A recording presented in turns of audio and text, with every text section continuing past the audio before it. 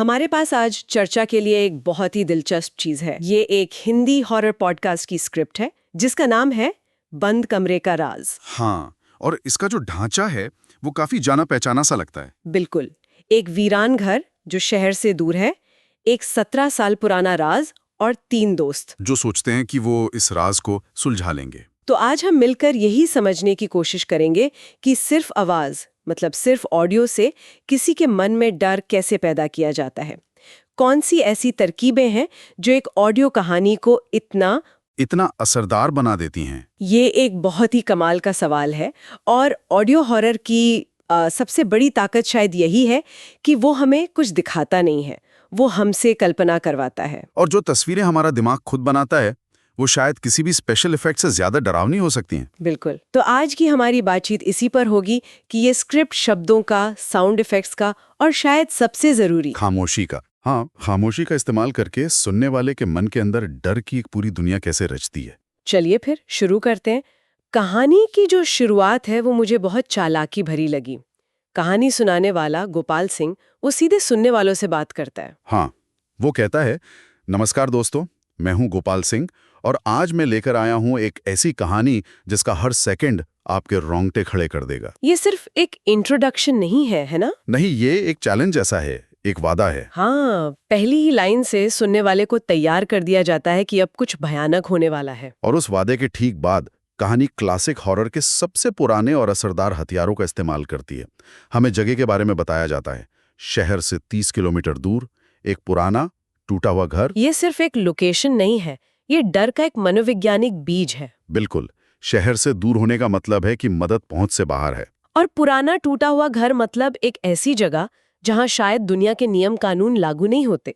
सही कहा, ये एक तरह का कोड है जिसे हमारा दिमाग तुरंत समझ जाता है।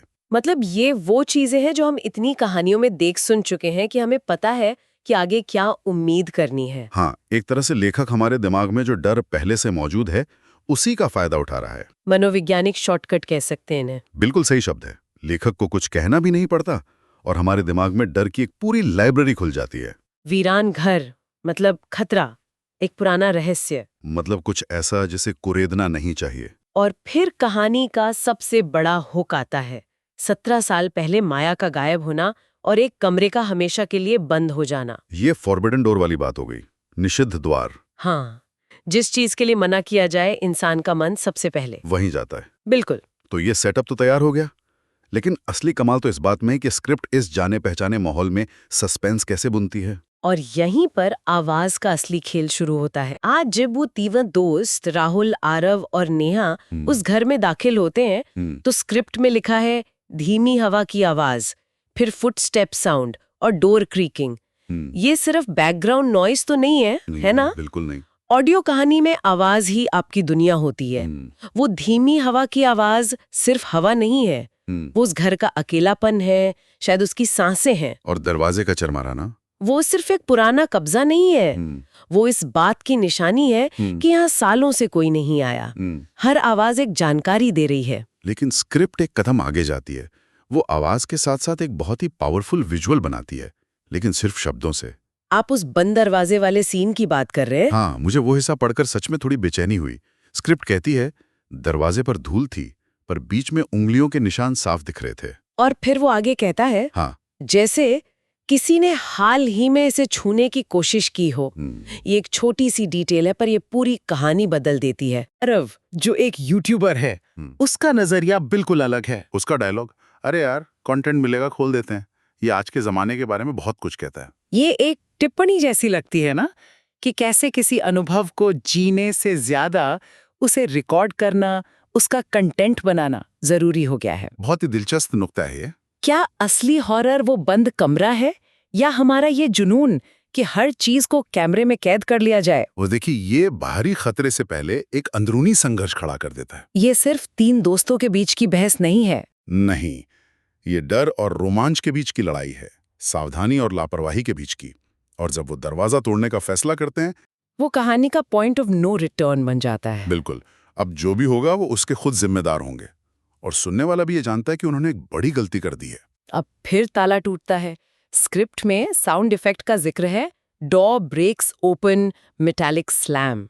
एक बहुत ही तेज हिंसक आवाज जो उस घर की खामोशी को चीर देती है। और दरवाजा खुलने के बाद जो सामने आता है वो कमाल का है।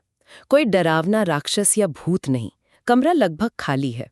बस एक लकड़ी की कुर्सी, उस पर एक पुराना म्यूजिक बॉक्स, और दीवार पर खुरच कर लिखा एक वाक्य, वो वापस आएगी। ये लेस इज मोर यानी कम ही ज्यादा है का बेहतरीन उदाहरण है। हॉरर तब सबसे ज्यादा असर करता है जब वो आपके दिमाग को खाली जगह भरने के लिए छोड़ दे। वो खाली कुर्सी सवाल पैदा करती है, उस पर कौन बैठता था? सही है। और म्यूजिक बॉक्स जो अक्सर बचपन और मासूमियत से जुड़ा होता है, उसे एक डरावनी जगह पर रख देने से एक अजीब सी बेचैनी होती है। और वो वाक्य, वो वापस आएगी, ये एक साथ धमकी भी है और भविष्यवाणी भी। ये रहस्य को सुलझाता नहीं है, बल्कि उसे और गहरा और ज्यादा खतरनाक बना देता है। यहाँ से चीजें अलौकिक होने लगती हैं। हाँ, जैसे ही आरव म्यूजिक बॉक्स खोलता है, स्क्रिप्ट कहती है कि कमरे का तापमान गिर जाता है।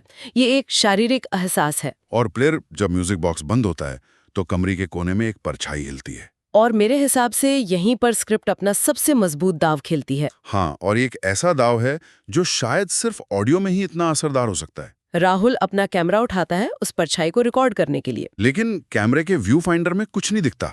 स्क्रिप्ट कहती है उनके सामने एक काली आकृति खड़ी थी, पर कैमरे में सिर्फ खाली दीवार। ये एक शानदार पल है। ये इतना असरदार क्यों है? शायद इसलिए कि जो वो अपनी आंखों से देख रहे हैं उसे टेक्नोलॉजी साबित नहीं कर पा रही। बिल्कुल। ये हमें एक बहुत जरूरी सिद्धांत पर लाता है। सबसे बड़ा डर तब पैदा होता है जब आप टेक्नोलॉजी की सीमाओं को दिखाते हैं। कैमरा, जिसे हम सच्चाई का प्रतीक मानते हैं, जब वो फेल हो जाता है तो सुनने वाले को लगता है कि वो किसी ऐसी ताकत का सामना कर रहे हैं जो हमारे बनाए नियमों से, विज्ञान से, तर्क से परे है। ये सिर्फ एक डरावना सीन नहीं है। नहीं, ये तर्क पर अलौकिक की जीत है। ये उस तरह का डर है जो द ब्लेयर विच प्रोजेक्ट जैसी फिल्मों में इस्तेमाल हुआ था, जहां सबसे डरावनी चीज वो थी जो कैमरा कभी देख ही नहीं पाया। इससे तो किरदारों का डर भी 100% असली लगने लगता है। हाँ, वो पागल नहीं हो रहे हैं, वो वाकई कुछ ऐसा देख रहे हैं जो रिकॉर्ड नहीं हो सकता। नेहा की चीख, भागो यहां से, उस पल में सुनने वाले की अपनी आवाज बन जाती है। अब ये सिर्फ एक पुराना रहस्य नहीं रह गया है, ये एक जानलेवा खतरा है। और ये सवाल भी खड़ा करता है, ज्यादा डरावना क्या है, कैमरे में एक भूत को देखना या ये जानना कि भूत वहीं आपके सामने है लेकिन आपका कैमरा उसे देख नहीं पा रहा? दूसरा विकल्प कई ज्यादा परेशान करने वाला है, क्योंकि वो आपकी हकीकत की समझ पर ही हमला करता है। और फिर आता है कहानी का क्लाइमैक्स। वो भागने की कोशिश करते हैं, लेकिन जिस दरवाजे से वो अंदर आए थे वो अपने आप बंद हो जाता है। ये तो हॉरर का क्लासिक नियम है, घर तुम्हें बाहर जाने नहीं देगा। और तभी पीछे से आवाज आती है, क्यों मेरा कमरा खोला? और जब वो पलटते हैं तो उनके सामने माया खड़ी होती है। लेकिन यहाँ भी कहानी एक बहुत ही चालाक मोड़ लेती है। हाँ, माया किसी खून खराबे वाले भूत या ज़ॉम्बी की तरह नहीं दिखती। स्क्रिप्ट का जो विवरण है वो बहुत सटीक है और यही उसकी ताकत है। वो कहती है ठीक वैसी जैसे माया के लापता होने से पहले थी, उसी कपड़ों में, उसी उम्र में, जैसे समय उसके लिए रुका हुआ हो। ये बहुत बहुत ज्यादा डरावना है, किसी मॉन्स्टर से ज्यादा। हाँ, क्योंकि एक मॉन्स्टर या विकृत भूत फिर भी समझ में आता है, वो डर का एक जाना पहचाना रूप है। लेकिन एक ऐसी लड़की को देखना जो 17 साल में एक दिन भी बड़ी नहीं हुई, ये प्रकृति के नियमों का, समय के बहाव का उल्लंघन है। ये इतना अजीब और गलत है कि दिमाग उसे समझ ही नहीं पाता।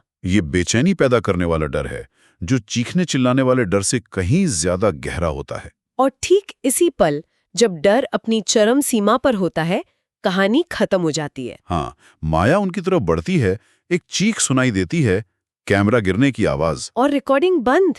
बस ये फाउंड फुटेज तकनीक का इतना असरदार इस्तेमाल है। सुनने वाले को कोई जवाब नहीं मिलता, उसे बीच में ही लटका दिया जाता है। और यही संत की खूबी है, ये सुनने वाले की भूमिका बदल देता है। अब आप सिर्फ एक कहानी नहीं सुन रहे, आप वो इंसान बन जाते हैं जिसे ये रिकॉर्डिंग मिली है। आप भी उतनी ही अनजान हैं जितने वो पुलिस वाले जिन्हें अगली सुबह वो कैमरा मिला होगा। अधूरा अंत डर को आपके साथ घर ले जाने देता है। बिल्कुल।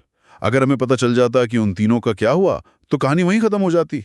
लेकिन अब ये सवाल हमारे दिमाग में घूमता रहेगा। और कहानी का आखिरी हिस्सा तो इस बेचैनी को और भी बढ़ा देता है। जब नैरेटर बताता है कि अगली सुबह पुलिस को घर खाली मिला, कैमरा जमीन पर पड़ा था और कमरे पर फिर से ताला लगा हुआ था। वो लाइन, पर उस कमरे का ताला अगले दिन फिर से बंद मिला, ये तो रोंगटे खड़े कर देती है। क्योंकि ये बताती है कि ये चक्र खत्म नहीं हुआ है, ये सिर्फ उन 3 दोस्तों की कहानी नहीं थी। कहानी तो उस घर की है, उस कमरे की है। हाँ, वो ताला वापस लग गया, मतलब वो कमरा फिर से इंतजार कर रहा है। बुलाई को हराया नहीं गया। वो बस अगले शिकार का इंतजार कर रही है। ये विचार कि हॉरर एक घटना नहीं बल्कि एक जगह है जो हमेशा वही रहती है, किसी भी भूत से ज्यादा डरावना है। तो इस सारी बातचीत को अगर हम समेटें तो ये साफ है कि बंद कमरे का राज सिर्फ डराने धमकाने पर निर्भर नहीं करती। नहीं, ये क्लासिक हॉरर की मनोवैज्ञानिक शॉर्टकट्स, बहुत सोच समझकर किए गए साउंड डिजाइन, किरदारों के बीच के तनाव और एक अधूरे अंत का इस्तेमाल करके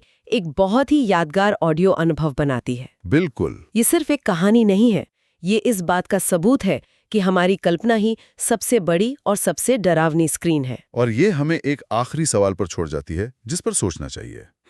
इस तरह की कहानियों में असली डर उस रहस्य में नहीं होता जो सामने आता है, बल्कि उन सवालों में होता है जो पीछे छूट जाते हैं। तो सोचने वाली बात यह है कि अगर वो कैमरा बंद ना होता तो वो क्या रिकॉर्ड करता, और ज्यादा डरावना क्या है, वो फुटेज जो रिकॉर्ड हुई या वो जो कभी रिकॉर्ड नहीं हो सकी।